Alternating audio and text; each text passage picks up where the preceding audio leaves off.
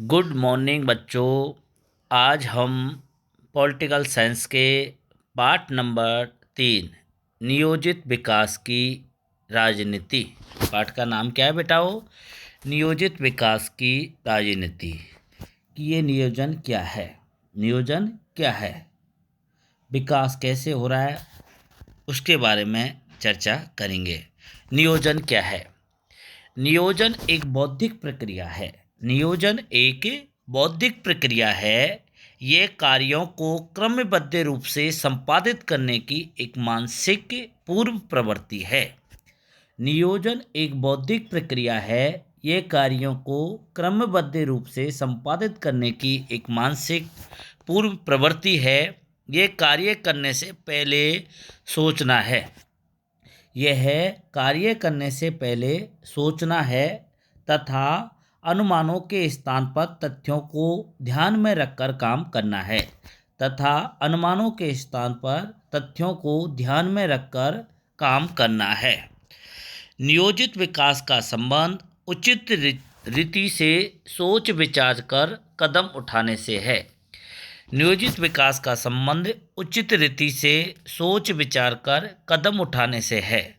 प्रत्येक क्रिया नियोजित विकास की क्रिया कहलाती है। प्रत्येक क्रिया नियोजित विकास की क्रिया कहलाती है जो विभिन्न कार्यों को संपन्न करने हेतु दूरदर्शिता, विचार विमर्श, उद्देश्यों एवं उनकी प्राप्ति हेतु प्रयुक्त होने वाले साधनों की स्पष्टता पर आधारित हो। नेक्स्ट टॉपिक है बेटा राजनीतिक फैसले और विकास। राजनीतिक फैसले और विकास। भारत में नियोजित विकास की राजनीति प्रारंभ करने से पहले विभिन्न तरह से विचार विमर्श किए गए। भारत में नियोजित विकास की राजनीति प्रारंभ करने से पहले विभिन्न तरह के विचार विमर्श किए गए। तत्कालीन उस समय की जो बाजार शक्तियाँ, लोगों की आकांक्षाएं, पर्यावरण पर विकास के पड़ने वाले तथ्यों को ध्यान में रखा गया। किन किन चीज़ों को? तत्कालीन बाजार शक्तियों को, लोगों की आकांक्षाओं को और पर्यावरण पर विकास के पड़ने वाले तथ्यों को ध्यान में रखा गया।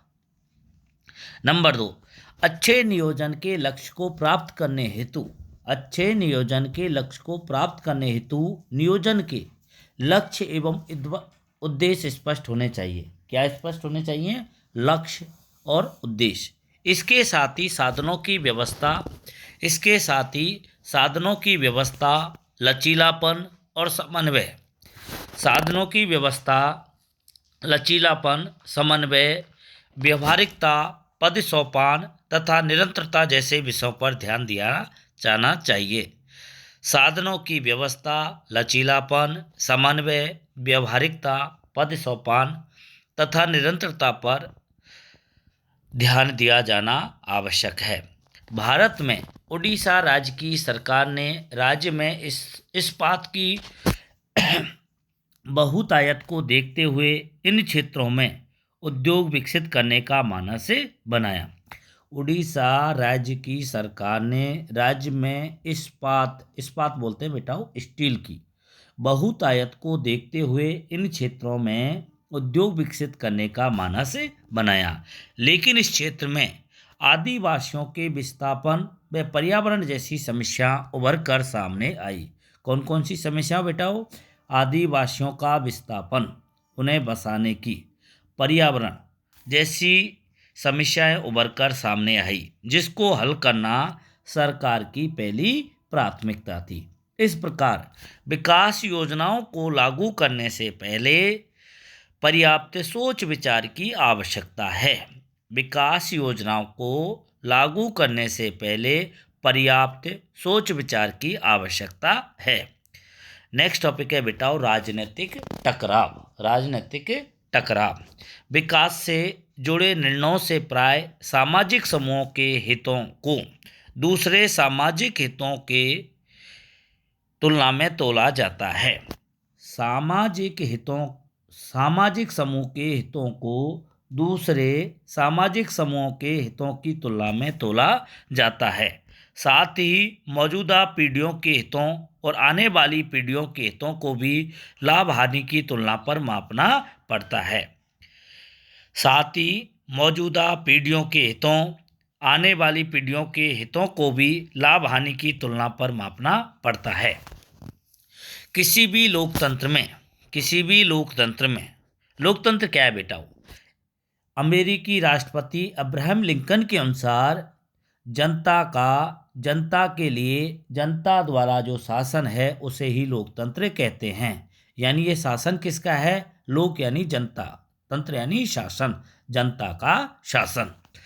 किसी भी लोकतंत्र में ऐसे फैसले जनता द्वारा लिए जाने चाहिए या कम से कम इन फैसलों पर विशेषज्ञों की स्वीकृति मोहर होनी चाहिए। यानी विशेषज्ञ जो एक्सपर्ट हैं उनकी स्वीकृति आवश्यक है। परंतु अंतिम निर्णय निश्चित रूप से जनप्रतिनिधि को लेना चाहिए। अंतिम निर्णय किसे लेना चाहिए? जो जनप्रतिनिधि हैं उन्हें ही लेना चाहिए। आज़ादी के बाद भारत को आज़ादी कब मिली बेटाओ? 15 अगस्त 1947 के बाद आर्थिक समृद्धि और सामाजिक न्याय की स्थापना हो। इसके लिए सरकार कौन कौन सी भूमिका निभाए? आर्थिक समृद्धि और सामाजिक न्याय की स्थापना के लिए इस सवाल को लेकर पर्याप्त मतभेद था। क्या कोई ऐसा केंद्रीय संगठन जरूरी है जो पूरे देश के लिए योजनाएं बनाए? क्या कोई ऐसा केंद्रीय संगठन जरूरी है जो पूरी देश के लिए योजनाएं बनाए? प्यारे बच्चों, कोई ऐसा संगठन चाहिए जो पूरे देश के लिए योजनाएं बनाए। क्या सरकार को कुछ महत्वपूर्ण उद्योग और व्यवसाय खुद चलाने चाहिए? क्या सरकार को कुछ महत्वपूर्ण उद्योग व्यवसाय खुद चलाने चाहिए? अगर सामाजिक न्याय आर्थिक समृद्धि की जरूरतों के आड़े आता हो, अगर सामाजिक न्याय आर्थिक समृद्धि की जरूरतों के आड़े आता हो तो ऐसी सूरत में सामाजिक न्याय पर कितना जोर देना उचित होगा? इनमें से प्रत्येक सवाल पर टकराव हुए जो आज तक जारी हैं। लेकिन देश के आर्थिक विकास संबंधी मामलों को व्यवसायी, उद्योगपति, किसानों के भरोसे नहीं छोड़ा जा सकता।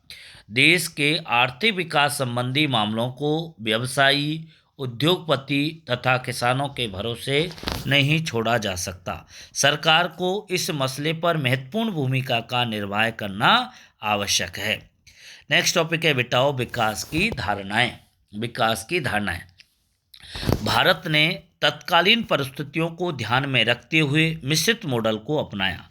भारत ने कौन से मॉडल को अपनाया था? मिश्रित मॉडल को। मिश्रित का मतलब है मिला जुला, यानी पूंजीवादी और जो समाजवादी मॉडल है उनके बीच का जो मॉडल है उसी को मिश्रित मॉडल कहते हैं।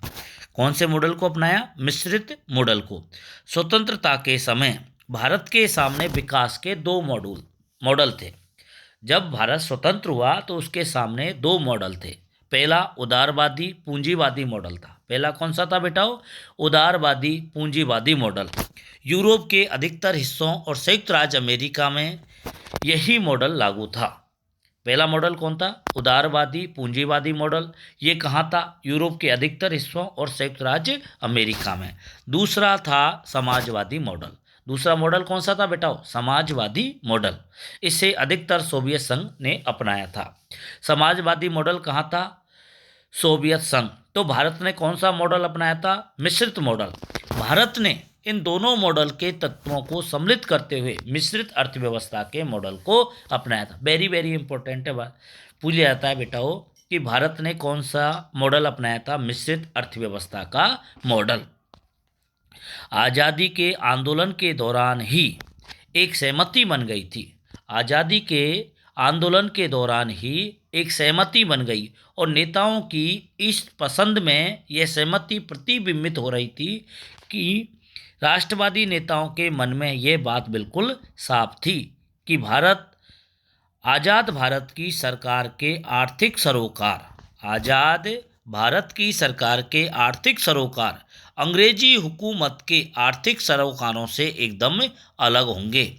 अंग्रेजी हुकूमत के आर्थिक सरोकारों से एकदम अलग होंगे।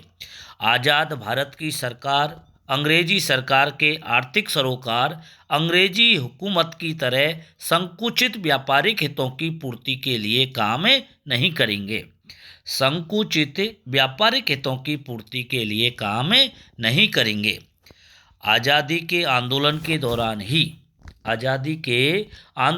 दौरान ही ये बात स्पष्ट हो गई थी कि गरीबी मिटाने और सामाजिक आर्थिक पुनर्वितरण के काम का मुख्य जिम्मा सरकार का होगा। किसका जिम्मा होगा? सरकार का।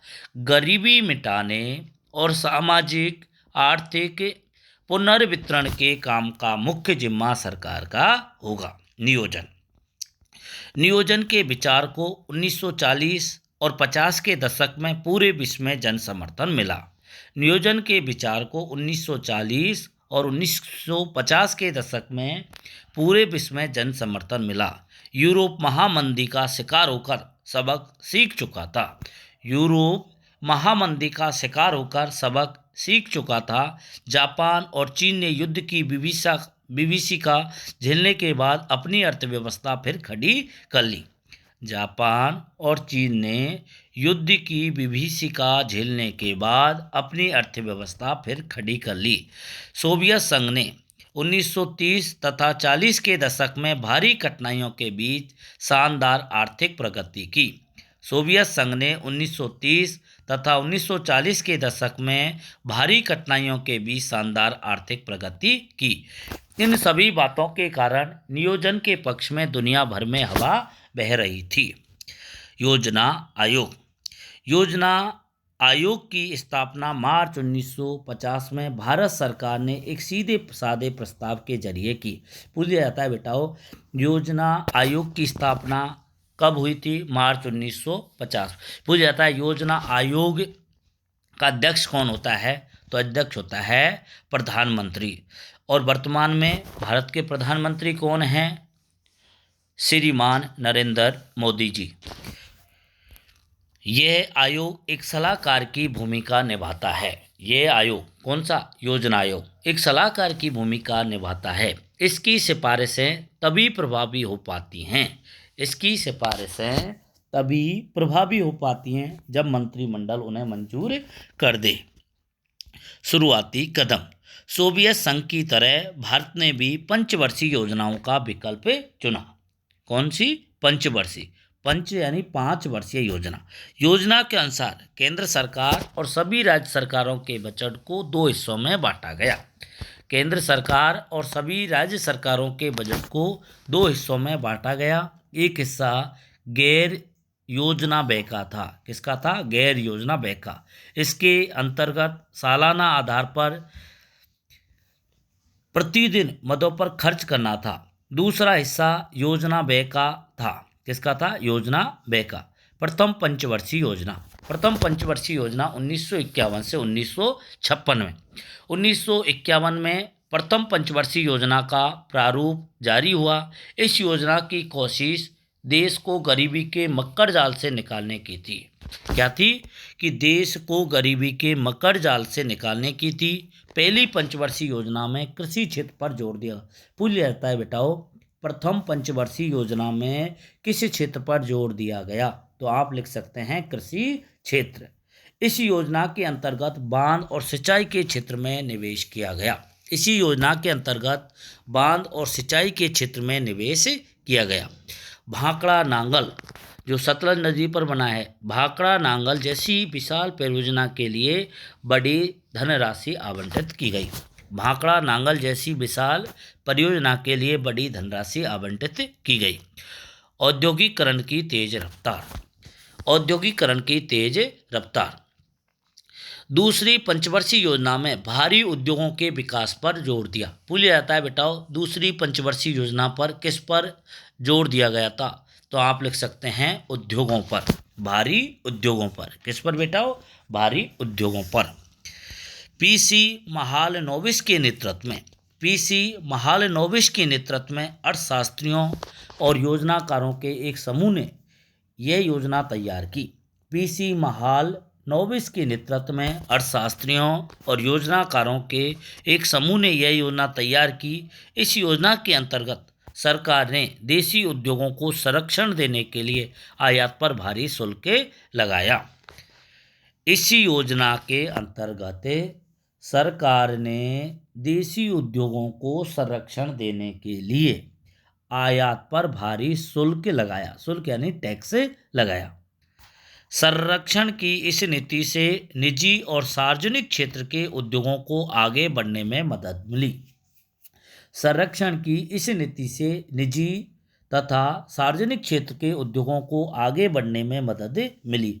औद्योगिकरण पर दिए गए इस जोर ने भारतीय अर्थव्यवस्था के विकास को एक नया आयाम दिया। तीसरी पंचवर्षीय योजना दूसरी योजना से कुछ खास अलग नहीं थी। आलोचकों के अनुसार दूसरी पंचवर्षीय योजना से इनकी रणनीतियों में शहरों की तरफदारी नजर आने लगी। किसकी तरफदारी? शहरों की।